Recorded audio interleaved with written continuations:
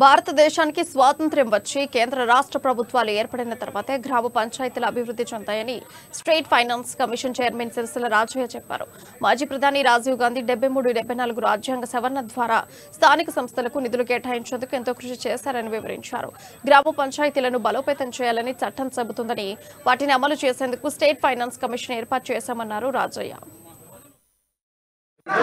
అధికారం కూడా రొటేట్ కావాలని, ఏ కుటుంబంలో ఏ ఇంటినో పరిమితం కాకూడదని రొటేషన్ పద్ధతిని ఆవిష్కరించుకుంటూ సభ్య సమాజంలో సగభాగమైన మహిళలకు కూడా 33% రిజర్వేషన్ కల్పించాలని, బీసీలకు కూడా ప్రత్యేకంగా రిజర్వేషన్ కల్పించాలని, ఆర్థిక పరిపుష్టి లేకపోతే స్వయం పరిపాలన సంస్థలు నిర్వీర్యమవుతావని వాటిని బలోపేతం చేయాలని, ఎట్లయితే కేంద్రంకు రాష్ట్రానికి నిధులు విడుదలవుతాయో దానికి ఒక దామాష పెడతారో అట్లనే రాష్ట్రానికి స్థానిక స్వయం పరిపాలన సంస్థలకు కూడా ఒక క్రమ పద్ధతిలో, ఒక శాస్త్రీయ పద్ధతిలో నిధులు విడుదల చేసి గ్రామ పంచాయతీలను బలోపేతం చేయడానికి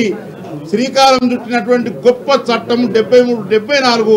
అది మా రాజీవ్ గాంధీ చేసినటువంటి చట్టం అనేటువంటి మాట సందర్భంగా తెలియజేస్తా ఉన్నాను. గతంలో మీరు చూసి ఉన్నారు, అంత బ్రహ్మాండమైన